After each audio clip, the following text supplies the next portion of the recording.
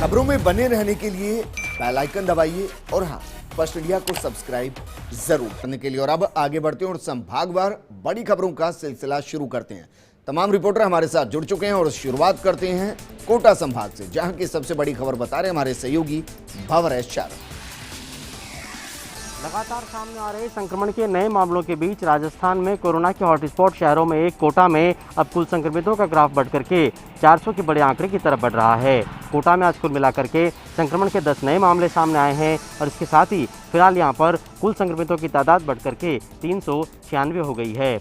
नए मामलों में 4 मामले कोटा शहर में कोरोना के नए हॉटस्पॉट बनते जा रहे छावनी इलाके से हैं, जबकि 3 मामले प्रेमनगर इलाके से हैं। जिला कलेक्टर कोटा ने इसके बाद आदेश जारी करके उद्योगनगर थाना क्षेत्र के प्रेमनगर में और साथ में गुमानपुरा थाना क्षेत्र के छावनी में पहले से लागू जीरो मोबिलिटी का दायरा बढ़ा दिया है। तो वहीं गुमानपुरा थाना क्षेत्र के कुछ चिन्हित इलाकों में कलेक्टर ने आज कर्फ्यू लगाने के आदेश भी जारी किए हैं। इस बीच कोटा के आइसोलेशन सेंटर से कोरोना संक्रमितों के ठीक होकर घर जाने की खबरें भी लगातार मिल रही है। न्यू मेडिकल कॉलेज अस्पताल के अधीक्षक डॉक्टर चंद्रशेखर सुशील के मुताबिक आज भी आधा दर्जन कोरोना संक्रमितों के उपचार के बाद ठीक होने के बाद उनको डिस्चार्ज करके घर के लिए भेजा गया है। अभी तक कुल मिलाकर के कोटा के आइसोलेशन सेंटर से 309 मरीज ठीक होकर के घर जा चुके हैं। अगर कुल आंकड़ों की बात करें तो कोटा समेत आसपास के जिलों को मिलाकर के कुल 416 मरीज अभी तक कोरोना आइसोलेशन सेंटर में दाखिल हुए थे, जिनमें से 331 ऐसे हैं जो करीब ठीक हो चुके हैं, यानी इनकी लगातार दूसरी जाँच रिपोर्ट कोरोना नेगेटिव आई है। तो इस बीच में रेड जोन में शुमार कोटा में राज्य सरकार के बड़े फैसले की आज दिन भर चर्चा रही। इस बड़े फैसले में रेड जोन में टैक्सी ऑटो को चलने की अनुमति के साथ ही साथ सार्वजनिक पार्कों को खोलने और गुटखा पान तंबाकू की बिक्री फिर से शुरू करने की बात है। तो इधर तेज गर्मी के बीच में कोटा के व्यापारियों ने बाजारों को बंद करने के समय में बढ़ोतरी की मांग की है। फिलहाल कोटा शहर के बाजारों को शाम 6 बजे बंद करना होता है, लेकिन व्यापारी मांग कर रहे हैं कि इन दिनों तेज गर्मी है और इसीलिए बाजार बंद करने का समय शाम 6 बजे से बढ़ाकर 8 बजे किया जाना चाहिए। वहीं जोधपुर संभाग की बड़ी खबर बता रहे हैं हमारे सहयोगी राजीव गौड़। कोरोना के कहर के बीच जोधपुर में एक सुखद खबर यह भी रही कि पूरे 2 महीने में 950 यूनिट खून की व्यवस्था जरूरतमंदों के लिए करने के वाले लाल बूंद जिंदगी की रक्षक सेवा संस्थान को देश के प्रधानमंत्री नरेंद्र मोदी ने पत्र भेजकर सराहना की है। जोधपुर के प्रसिद्ध न्यूरोसर्जन डॉक्टर नगेंद्र शर्मा के संरक्षण में चलने वाले इस संस्थान के अध्यक्ष रजत गौड़ और सचिव रवि तिवारी के निर्देशन में थैलीसीमिया से पीड़ित मरीजों को खून की व्यवस्था कराने के साथ साथ कोरोना पीरियड में जो भी जरूरतमंद जोधपुर के सरकारी और गैर सरकारी अस्पतालों में आए, उनको जो व्यवस्था की गई उसकी चारों ओर सराहना हो रही है। सबसे बड़ी बात यह रही कि जिस तरह आगे से आगे चढ़कर रक्तदान कराने के साथ रक्त की व्यवस्था की गई, उससे कई जिंदगियां बच गई है। कुल मिलाकर के कहा जा सकता है कि कोरोना पीरियड में वैसे तो कई लोगों ने योगदान दिया है, मगर ये योगदान बड़ा है क्योंकि खून से जिंदगी बचती है। और जिस तरीके के मरीज इस दौरान आए हैं, उससे अंदाजा लगाया जा सकता है कि किसी को जब भी खून की जरूरत पड़ी तो ये संस्थान और इसकी पूरी टीम खड़े रहे हैं। प्रधानमंत्री नरेंद्र मोदी ने पत्र भेजकर इनकी सराहना की है, तो ऐसे में समझा जा सकता है कि इन्होंने कितना बड़ा कामकाज किया है और उम्मीद कर रहे हैं कि आगे आने वाले पीरियड में जब भी खून की जरूरत पड़ेगी तो ये संस्था और इनकी पूरी टीम मुस्तैदी से खड़ी नजर आएगी। बीकानेर संभाग की बड़ी खबर बता रहे हैं हमारे सहयोगी लक्ष्मण राघव। उच्च शिक्षा राज्य मंत्री भंवर सिंह भाटी रहे बीकानेर दौरे पर। संभाग के सबसे बड़े अस्पताल पीबीएम का किया निरीक्षण।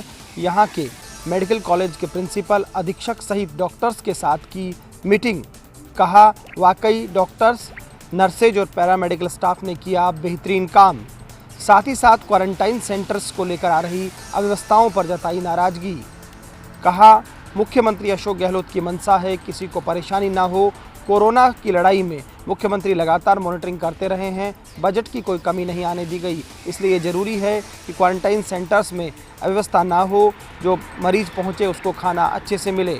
बाद में मेडिकल कॉलेज के प्राचार्य के साथ पीबीएम की किचन भी देखने गए। हालांकि बताया गया कि क्वारंटाइन सेंटर्स की व्यवस्था सीएमएचओ देखते हैं। ऐसे में सीएमएचओ को भी फ़ोन लगाया गया। हालांकि सीएमएचओ गजनेर में किसी कैंप में गए हुए थे। तो कुल मिलाकर उच्च शिक्षा राज्य मंत्री भंवर सिंह भाटी ने कहा कि बीकानेर में बेहतर काम हुआ है, लेकिन अभी इस बात की ज़रूरत है कि टेस्टिंग बढ़ाई जाए, क्योंकि प्रवासी बड़ी संख्या में आए हैं। साथ ही साथ क्वारंटाइन सेंटर्स की व्यवस्थाओं को लेकर भी भंवर सिंह भाटी ने दिशा निर्देश दिए।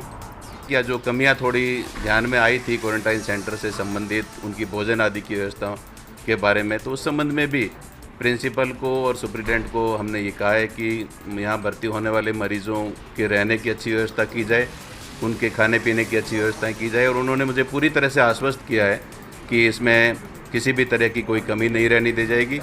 और बीकानेर का जो इलाज का जो रेशो है, यदि प्रदेश की दृष्टि से यदि हम देखें तो पॉजिटिव से नेगेटिव होने वाले मरीजों की, पेशेंट्स की जो संख्या है वो बहुत बड़ी है। 95% यहाँ रिकवरी का रेशो है। तो इधर कोरोना वॉरियर्स का हो रहा है सम्मान।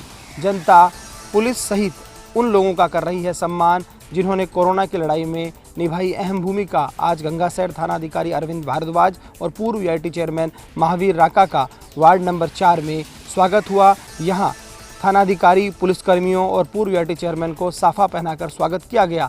वाकई कोरोना की इस लड़ाई में पुलिस की छवि बहुत हद तक बदली है और पुलिस की संवेदनशीलता को लेकर अब जनता तारीफ करती दिखती है। वहीं भरतपुर संभाग की बड़ी खबर बता रहे हमारे सहयोगी दीपक लवानिया।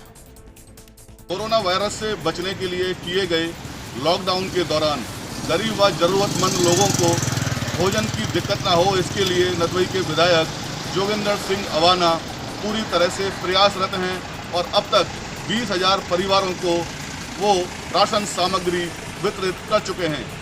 विधायक जोगिंदर सिंह अवाना ने आज नदबई में अपने कार्यालय पर एक बार फिर राशन वितरण कार्यक्रम में सैकड़ों परिवारों को राशन सामग्री बांटी।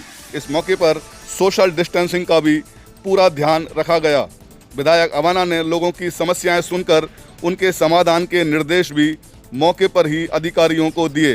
नदबई के विधायक जोगिंदर सिंह अवाना ने कहा कि मुख्यमंत्री अशोक गहलोत की प्रेरणा से उन्होंने प्रण लिया था कि वे लॉकडाउन से प्रभावित किसी भी गरीब व जरूरतमंद व्यक्ति को राशन की कमी नहीं आने देंगे और इसी बात को मद्देनजर रखते हुए अब तक नदबई क्षेत्र के लगभग 20,000 जरूरतमंद व गरीब परिवारों को राशन सामग्री बांटी जा चुकी है। देखिए, जहाँ तक राशन सामग्री की किटों का सवाल है, ये पिछले लंबे समय से 2 महीने से ज़्यादा हो गए और ये सब प्रेरणा माननीय मुख्यमंत्री श्री अशोक गहलोत साहब से हमने ली। उन्होंने हम सभी साथियों को कहा कि अब आपकी पूरी विधानसभा में कोई भी व्यक्ति भूखा ना सोए, उसी के तहत ये कार्यक्रम चल रहा है। विधायक जोगिंदर सिंह अवाना ने आम जन से अपील करते हुए कहा कि अभी कोरोना का संकट टला नहीं है और लोगों को सतर्क और सावधान रहने की आवश्यकता है। और अब रुक करते हैं उदयपुर संभाग का। यहाँ की बड़ी खबर बता रहे हमारे सहयोगी रवि शर्मा। उदयपुर जिले में नहीं थम रहा है कोरोना का कहर। आज भी दिन भर में कुल 12 नए संक्रमित मरीज सामने आए। इनमें सबसे गंभीर मसला था उदयपुर के महाराणा भूपाल चिकित्सालय की सेंट्रल लैब के एक कार्मिक का पॉजिटिव आना, जिसके बाद में काफ़ी समय तक कोरोना जांचें प्रभावित हुई। हालांकि पूरी लैब को सैनिटाइज किया गया और इसके बाद फिर से काम शुरू हो पाया। उदयपुर जिले में अब कोरोना संक्रमित मरीजों का आंकड़ा 516 जा पहुंचा है। उदयपुर जिले में कोरोना संक्रमित मरीजों की संख्या 516 हो गई है। आज दिन भर में कुल 11 नए मामले सामने आए। इनमें से एक महाराणा भूपाल चिकित्सालय की सेंट्रल लैब का कार्मिक है, वहीं अन्य 10 प्रवासी हैं। जिले में कुल 516 में से 76 प्रवासी हैं। सीएमएचओ डॉक्टर दिनेश खराड़ी ने साफ किया है कि अभी 516 संक्रमितों में से करीब 155 की 2 बार नेगेटिव रिपोर्ट आ चुकी है, यानी कि वे पूरी तरह ठीक हो गए हैं। हालांकि इन सभी को फिलहाल हॉस्पिटल में निगरानी में रखा गया है। कुल संक्रमितों में से 25 लोग महाराणा भूपाल चिकित्सालय का स्टाफ, होमगार्ड सहित अन्य कोरोना वॉरियर्स हैं। जिले में अब तक कुल 21 लोग डिस्चार्ज हो चुके हैं। जिले में संक्रमित मरीजों के ठीक होने की रिकवरी रेट 30% है, जो जल्द ही 50% तक हो जाएगी। आपको बता दें कि नए संक्रमित सामने आए प्रवासियों को लेकर स्वास्थ्य विभाग और जिला प्रशासन पूरी तरह अलर्ट है।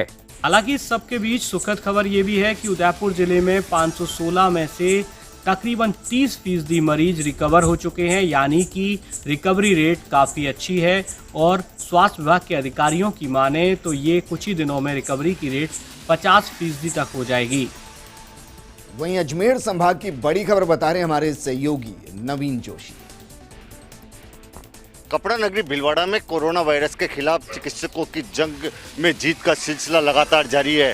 मंगलवार को 8 मरीजों के पूरी तरह स्वस्थ होकर उनकी तीसरी जांच रिपोर्ट नेगेटिव आने का शुभ समाचार भीलवाड़ा को मिला। इन 8 रोगियों को बाद में शाम को जिला कलेक्टर राजेंद्र भट्ट ने पुष्प देकर विदा किया। 8 रोगियों के डिस्चार्ज करने के साथ ही भीलवाड़ा में अब तक 56 रोगी पूरी तरह स्वस्थ होकर अपने घर जा चुके हैं। हॉस्पिटल अधीक्षक डॉक्टर अरुण गौड़ के नेतृत्व में नर्सिंग स्टाफ व चिकित्सकों की टीम वर्क से जो परिणाम सामने आ रहे हैं वो पूरे प्रदेश के लिए एक नजीर बन रहे हैं। भीलवाड़ा में अब तक 56 रोगी पूरी तरह स्वस्थ होकर घर जा चुके हैं, जबकि 3 रोगियों की मौत हो चुकी है। गौरतलब यह है कि आज भीलवाड़ा में एक 3 माह की बच्ची भी ऐसी थी जो पहले पॉजिटिव पाई गई थी, मगर उसकी लगातार तीसरी जांच रिपोर्ट आज नेगेटिव पाए जाने पर उसको भी डिस्चार्ज कर दिया गया। उधर प्रवासियों का आने के दौर के बीच में जो कोरोना वायरस के पॉजिटिव रोगी है उनका भी लगातार ग्राफ बढ़ता जा रहा है। भीलवाड़ा में आज 123 रोगी कोरोना वायरस के पॉजिटिव हो चुके हैं। इनमें से 20 रोगियों को बीते 2 दिनों में पॉजिटिव से नेगेटिव रिपोर्ट आने के बाद में डिस्चार्ज कर दिया गया है। ये भीलवाड़ा प्रशासन के साथ साथ में चिकित्सा एवं स्वास्थ्य महकमे के लिए भी राहत की खबर है। और अब रुक करते हैं जयपुर संभाग का। यहां से बड़ी खबर बता रहे हैं दौसा के हमारे सहयोगी लक्ष्मीकांत शर्मा।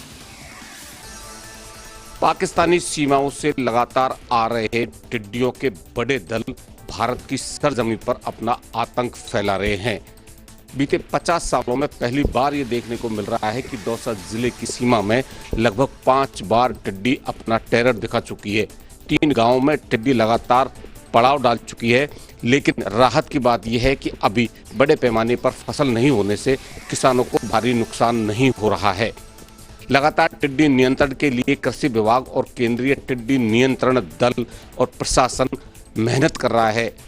पिछले 3 ऑपरेशनों के जरिए 50 से 60% टिड्डी दल को खात्मा किया गया है, लेकिन चिंता कम होने का नाम नहीं ले रही है, क्योंकि अभी भी पाकिस्तानी सीमा से टिड्डी के फिर से भारत और राजस्थान में प्रवेश करने की आशंकाएं प्रबल होती जा रही है। माना यह जा रहा है कि सऊदी अरब, रूस और अफगानिस्तान की ओर से टिड्डियों का ये दल 2 माह पूर्व पलायन कर चुका है। जिला प्रशासन के अधिकारी भी हमारी इसमें हेल्प कर रहे हैं ताकि हमारे 24 घंटे एक तो लाइट उपलब्ध हो पा रही है, जिसकी वजह से हम टैंकर्स में पानी डाल रहे हैं। टिड्डी दल का देख रहे हैं, आप सामने देख रहे हैं कि अभी भी हमारा LCO और ये पावर स्प्रे जो काम में चल रहे हैं, ये जहाँ तक भी टिड्डी यहाँ सेटल रहेगी तब तक हम लगातार मारते रहेंगे। इसमें पूरी तरह से ग्रामवासियों का भी पूरा सहयोग मिल रहा है। संभावना यह है कि ये पश्चिमी राजस्थान से जहाँ से अब ये एंट्री करती है, जैसलमेर, बीकानेर, गंगानगर और बाड़मेर जिले जो भी जोनिंग है उससे नागौर और नागौर, तो हमारा ये प्रयास रहता है कि ज़्यादातर टिड्डियों का हम खात्मा उस नज़दीकी ज़िलों में ही कर दें। उसके बाद में भी जो दल आते हैं वो नागौर से और जयपुर होते आते हैं। जयपुर से ये दौसा और दौसा से फिर करौली और इसमें सवाई माधोपुर में जाते हैं। इसके बाद में कोई बचा कुचा 20% 15% जो बचा हुआ है, तो जो अडल्ट है जो मध्य प्रदेश की सीमा में वो घुस जाता है। इस बीच यदि राहत की बात करें तो ये टिड्डी वयस्क नहीं होने की वजह से अभी अंडे नहीं दे पा रही है, जिससे चिंता कम है। लेकिन टिड्डी जानकार ये मानते हैं कि यदि भारत की मध्य सीमा में घुसने के बाद में ये टिड्डी दल वयस्क होता है तो चिंता ज़्यादा बढ़ सकती है। आपको बता दें कि एक टिड्डी दल एक बार में इतना भोजन करता है कि दिल्ली शहर की पूरी आबादी को वो भोजन पर्याप्त होता है। ऐसे में यदि टिड्डी दल भारत में रहकर प्रजनन की प्रक्रिया शुरू कर देता है तो खाने के लाले पड़ सकते हैं। चलिए, आप सभी का बहुत बहुत शुक्रिया अपने अपने संभाग से जुड़ी बड़ी खबरों से मुखातिब कराने के लिए। एक छोटे से